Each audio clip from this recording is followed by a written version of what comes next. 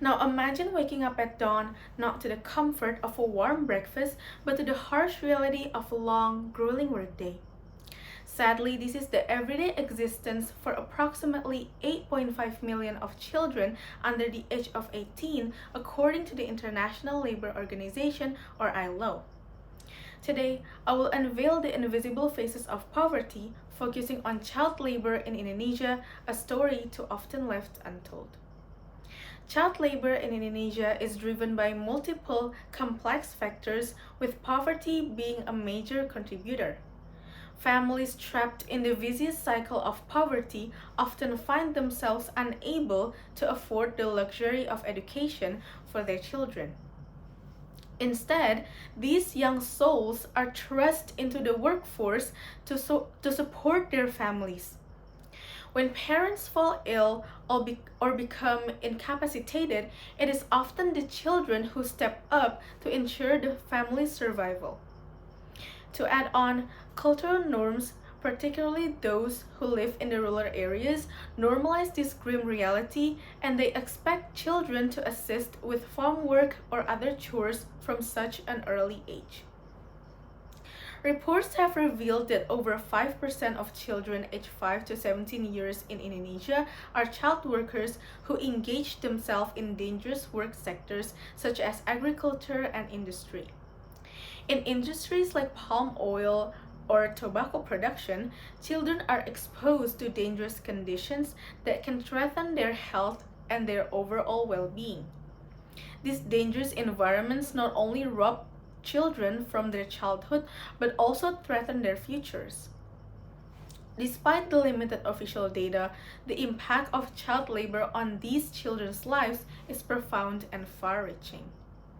Child laborers often face physical, emotional, and psychological hardships that hinder their development. The educational opportunities they missed out on limit their future prospects, therefore perpetuating the cycle of poverty for generations to come. The International Labour Organization, or the ILO, has been proactive in addressing this issue through several programs, namely the ILO Promote Project. But the fight against child labor requires a comprehensive and sustained effort, and the situation has been further worsened by the COVID-19 pandemic back in 2020. The pandemic has worsened poverty levels, therefore pushing more and more children into the labor market to support their families.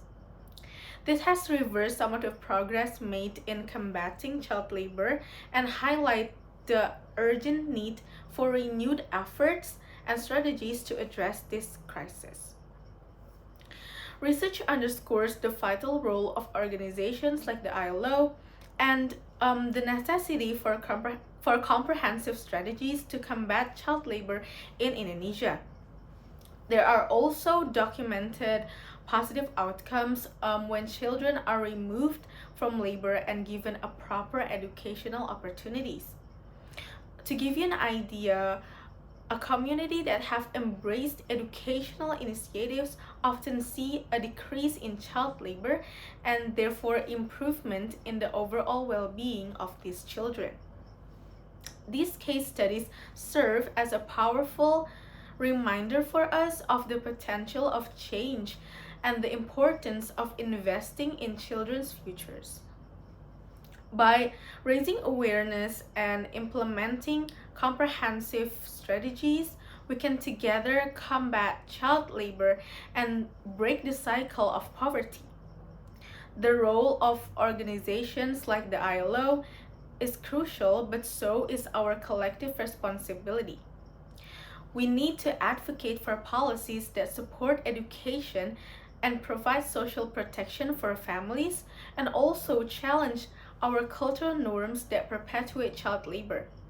It is through these concerted efforts that we can make a tangible difference. Together, we can ensure that every child in Indonesia has the chance to enjoy their childhood and also build a brighter future. Let us unmask the invisible faces of poverty and stand up for the rights of every child.